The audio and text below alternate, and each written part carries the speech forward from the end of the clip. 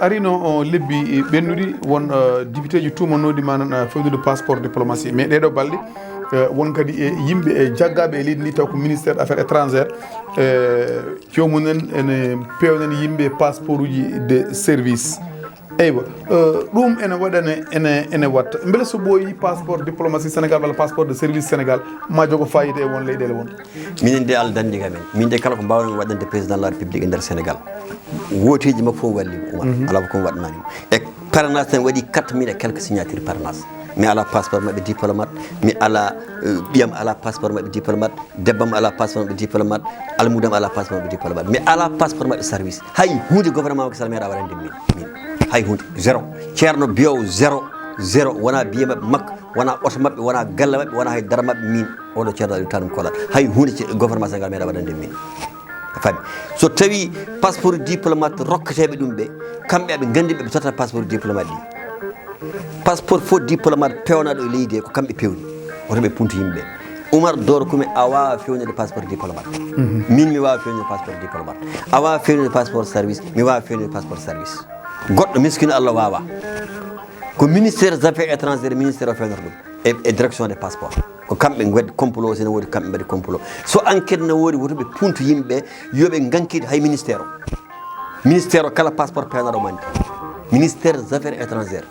ko kamɓe jogui affaire passeport uji kala ko rewi koye juuɗe mabɓe rewata ko watte ko ɓe jaggitaki hen ɓiɓɓe mabɓe jaggitaki hen jaggite hen ko agent ji liggotoɓe hen so député yaltini passeport diplomatique walla yaltini passeport service wonɗo rewi Oumar won ciññinɗo won dokkuɗomo talon won ɗo wadda pourquoi dow o enquittaki pourquoi enquitte tan ko joguiɗo walla jaggaɗo no fewni so tawino koye tubakoɓe ɓe jawata haaɓe ganda gorondi jomen jaggue cammine passeport diplomatique passeport service wona neɗɗo foof foti tottede ɗum e temps Moustapha Niass nde wonɗo ministére des étrangères e leydi France tawa manan mi sikko e laamu Abdoulaye Wade wonno walla laamu Abdou Diouf sikko laamu Abdou Diouf walla laamu Abdoulaye Wade tawa minute ko laamu Abdou Diouf foti wonde tawa chinois ene wara e nder France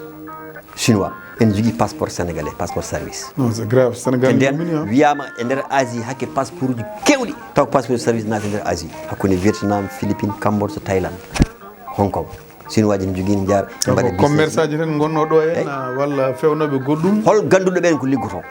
hakkude yeeyoɓe dorog waɗoɓe ko boni yeeyoɓe armé trafic aji armé ene jogo passeport sénégal ene jaa par ce que mana jogoto passeport service walla passeport diplomatie tawa ko Allah andi yoni ɗum tan hebbini musibo e leydi ene jeeya armé ene jeeya ene mbaɗa drogue ene mbara yimɓe ene dufa ƴiƴam wiye ko inde sénégal ɗum ko président de la république ene foti haalde ɗum ɗon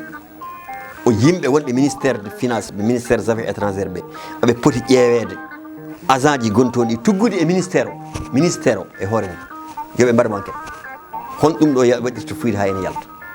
kono noon waɗe tan mefte tan less woppe ha ɗum ɗon wona gonga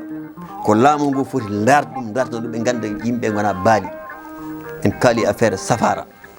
leydi ndi ɓuuri bonde Oumar e jangde ministére uji koɓe gotante budget ji sa yi haareji ɗi namɗa nane mbaɗa assemblée nationale ɗi haareji ne poti wadde par ce que tagui aɗi poti wadde gueɗe kewɗe nana e nder leydi ndi gonga ala hen yimɓe goota budget ha heewa teb taw ko kalis woote ha heewa teb totte neɗɗo Oumar waɗane budget mum plus de 100 milliards aɗan temedere milliard nafoti ko kalis kew taw toppirɗa ko affaire ladde environnement walla toppirɗa ko affaire ndiyam toppirɗa ko affaire téléphonique hay hunde ne fewnta wuuro fof garɗa tawa an budget mo gotanɗa ko ligguiɗa hen holko ligguiɗa hen hay hunde ene fewnta tawa ene manque o ko affaire ndema agriculture gotanɗa de milliards tawa yimɓe ne jogui en donki remde sayed ene waɗa e nder Fouta sayed ko ñamoɓe ɓuurɓe hen heeɗo ko ñamoɓe riba ndema daña sakuji ma 50 jomumen gara kepta ko joguiɗa ko ha laaɓa mbima ɗo rewe ñamade Oumar ɗum ko lawol ɗum ɗo woni e nder leydi meɗen Sénégal Foutankoɓe mbaɗa kuddu cunowaruji ceerno Sidi Modi wi mbaɗaɗen kuddu cunowaruji so tawi wuuli tan guirtire ɗen ñiiri ndi irtire sene deefe so dottugol yoni dottirɗen so lañgol yoni lañe ha ɓuuɓa woɗɓe gara ñaama on ɓuuɗumano jungo jolne eyyi jungo jolne taw ko woɗɓe ñamata en goɗɗota ha joni saabu arino saha coronavirus ari ɗo en jaggi yimɓe fof otage e ɓiɓɓe leydi ndi e woɓɓe mbaɗi kaalisaji ha keeɓi 1000 milliards saabu wiya on saha gonɗen koye guerre gam habtade e corona o eywa ndi ha ɗum ɓenni waɗi commission mbaɗanoɗo ɓen mbi golle ɗe foof ndewi lawol ha ceƴele goote mbaɗani to banggue ngandu ho kono ko ɓooyani won rapport goto jaltuɗo wi fodde wonde manan 2 milliards pawɗo walla ni ene wawi ɓurdu ɗon e rewani lawol rewani ɗo foti rewde ɗo holno lirduɗa ɗum Oumar wona 2 milliards kalis corona oɗon no foti kalis corona o miskineɓe Allah ɓe tan de wuuro ngo udda ɗo ha tiiɗi hay goto yalta hay goto yata e nokku wuuro ngo miskineɓe Allah ɓe tan mbaɗi cotisé 20 milliards Allah jiɗɗa hirsar goto waɗi 9 milliards e population mbuɗuma mbuɗam timmi 20 milliards walla 19 milliards et quelque population waɗi cotisé Sénégal naɓe gouvernement waɗi 200 et quelques milliards kalis keddiɗo bayerde fonds uji goɗɗi mbaɗi ha timmi ujunere milliards 1000 milliards milliard goto ko 1000 millions en jiiɗo Macky Sall ene foti e port ɓe mbi ko maaro ari yimɓe ne poɓɓa macaroni maaro nebam e gueɗe goɗɗe wiyama hayso tawi addama e galle ma addana hen somme dokkeɗa mbawa jogorade pour a yalta yimɓe koko couvre feu mbaɗa jaltata ɓe ƴettiɗo hen ko yimɓe ɓe ganduɗa transport o en jiiɗo e auto ji mbalit ene chargé biyeteɓe jobsi a yiyano mum auto ji mbalit auto ji makko mbalit en nawa maaro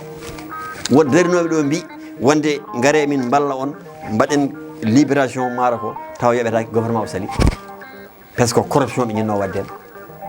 pour ɓe jaltina facture aji ɓe mbiya wonde ganduɗa hoorema auto ji ɗum ɗo jaɓete taw fof surfacturation ko hen guykaji ɗi goni ministére uji ko wayno ministére de la santé Abdoulaye Diouf Sarr Marie Khemesse Ngom o wonno sukko makko kalisaji ɗi koye juuɗe mabɓe ndewanno ministére de la santé o a faami e woɗɗe e ministére finance gonoɗo ɗo kamɓe joguino kalisaji ɗi holto nanna ha e kalisaji ɗi ɓe mbaɗi hen ko bénéficié ko on rapport yalti joni on rapport ɗum ɗo finance yaltini rapport o ɗeɗo balɗe mi yii e vidéo goto Mamoudou Ibra Kane haala hen ɗum no hulɓini ɗum ɗo so tawi woppirama ni ɓe galɗi hen e dow iijemeji miskineɓe Allah yimɓe ne gone musiba ene gone on saha yimɓe fof ne mbiya yo jooɗo ɓe ne piya ɓe boni ɓe koye ɗumen ne kela ɓeɗo enen jooɗi ngala ko ñaami ngala ko jaari dekere ɓe yimɓe jooɗoɗe cuuɗi moon restez chez vous pour manam min gujjo on jooɗoɗe galleji moon ndendu noon kalis gaddon min ƴetta kalis o onon ko gona ɗum affaire ɗum waɗanoɗo e Sénégal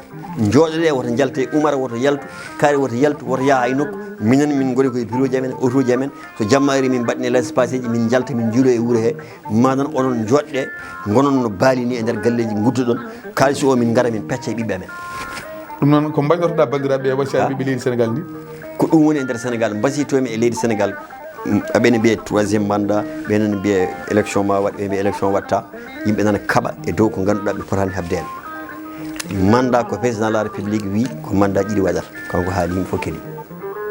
question o namdam premier ministre o jaɓani haalde hen assemblée nationale Amadou Ba o namdama hen kono o woɗɗoyani hen o wi ko responsabilité o ko jiɗɗo wadde o kañum foti haalde rutti ko beele yimɓe ene kuuli o Mimi Touré namdi moom kono noon ko woni hen ko fof ko jogori aride ko fof leydi ndi nana yeeɓa yoɓe kuul Allah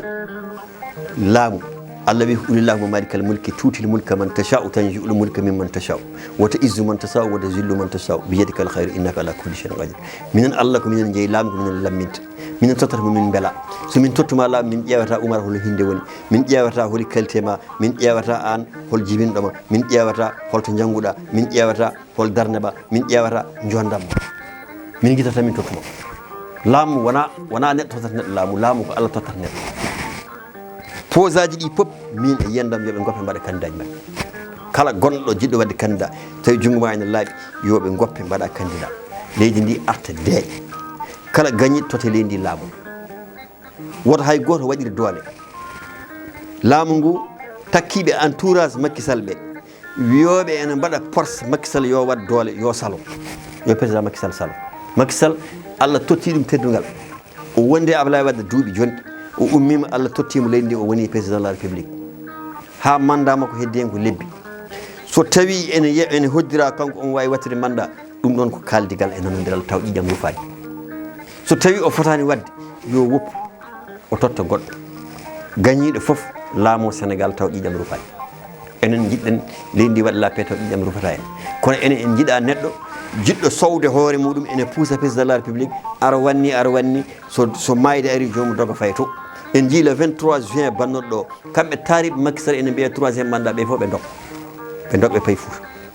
te ɓe dogdi koye kalisaji Sénégal ministére uji député ji maire uji fof dok ko ɓuuri hewde hannde ko wonde président de la république ko wona APR ko transhumant ji ɓoli gon toon voilà d'accord transhumant ji ɓoli gonde Macky Sall yimɓe ɓurnoɓe ligganade parti APR hay hunde keɓani e parti hande sa yi Macky Sall fiya e député ji fiya e diaspora yo ƴewtu kamɓe ɓe poti ko ƴewtade holko tagnoɓe piya tagui ɓe fiyede ko yimɓe beltaki cuɓoɗa yimɓe jaaha France mbiya ko kaari joƴƴinanmi tawa kaari ala hay yimɓe nogas cuɓoɗa yimɓe paya Amérique mbiya kaari joƴƴinanmi kaari ala hay yimɓe capantata cuɓoɗa yimɓe gara Guédiawaye mbiya kaari joƴƴinanmi kaari yimɓe gondani e muɗum ƴetta welɓe mo mbaɗa ɗon résultat o yalti ɓe piya haaɓe muuɗi leydi joni noon no Macky Sall somo jogui ko waɗi yo ƴewto parti o ƴewto yimɓe wonduɓe makko ɓe o ƴewto wuyɓe wonɓe e nder parti ɓe o ƴewto woniriɓe e nder parti ɓe tan intérêt ji koye men o ƴewto yimɓe ñamoɓe kalisaji yimɓe yahoɓe ene mbaɗa ko ganduɗa hoore ma kene liɓamo kene liɓa laamu makko o ƴeewa ɓen o haɓa men ladde nde kam ne jogui caɗele o waɗi ɗum sanction vraiment beaucoup de doléance diaspora o fof weltaki coura laabi to safrote to jangguete vraiment ladde nde kam ko musiba narullahi eyyi ɗum ɗo pop so wote ari mi wonta e wuuro min ngala coura min ngala ndiyam wotare mbiya min gotan non mbawa wonde ladde nde hande Macky Sall ladde nde kala gonɗo ɗo ene wondema ene wima ladde nde ne feewi ladde nde hay hunde fewani tous haydara fewani haydara ala e ladde nde koɓe mayɓe mes ceerno wayno bande dande maayo o ala laabi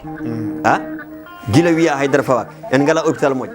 en ngala poste santé moƴƴo en ngala laabi moƴƴi en ngala courant moƴƴo hôpital guila wiya ene waɗe Agnam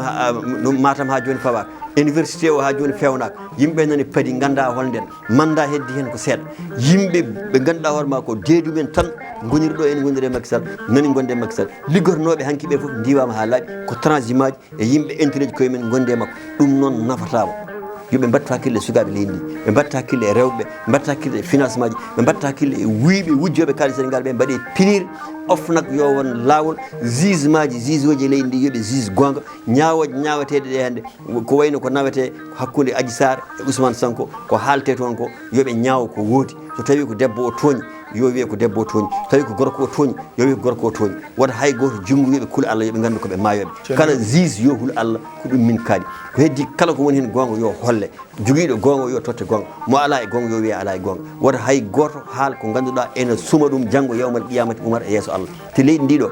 ha ila yawmal qiyamati kala ko neɗɗo ƴettiɗo ko foti no gabbel zarra yawmal qiyamati a taccata leyɓol sirat tawa ñawdani e Allah a taccata leyɓol sirade ko foti no gabbel zarra ko kalfinanoɗa ko tottanoɗa tawa Allah namdaki ɗum ma Allah namde komin kalfinnoma ko holto mbaɗɗa an ministére o an député o an maire o an PCR o an président de la république o an conseiller o ma Allah namdete foof malaikaji nana e balaɓe moɗon raqiɗe atiɗ ene mbaɗa contrôlé mana ganduɗa hoore ma ko gollanɗon ko guila subaka hiiri manan ko ponɗon tottude yimɓeɓe ko kaɗɗon yimɓeɓe ko social o safara o jangde nde manan foof environnement o financement o kalisaji ɗi foof Allah koko namditto gande yimɓeɓe kagaka nana kucciti guite men daara seremɓe wonɓe leydi ɓe yoɓe kuula Allah soɓe jii ko fewani ɓe kaala kalisaji ittede totte yimɓe tawa liggaki ɗum wona gonga yoɓe pondu ɓiɓɓe leydi ndi pota ɗo lawol foti fewne poɗɗo hokkede guesa totte mana ganduɗa poɗɗo ñamdede kasi liggo poɗɗo waɗede financé waɗe kono kaari mi welaka ɗum kaari mi totta ɗum ɗo fewnta leydi Oumar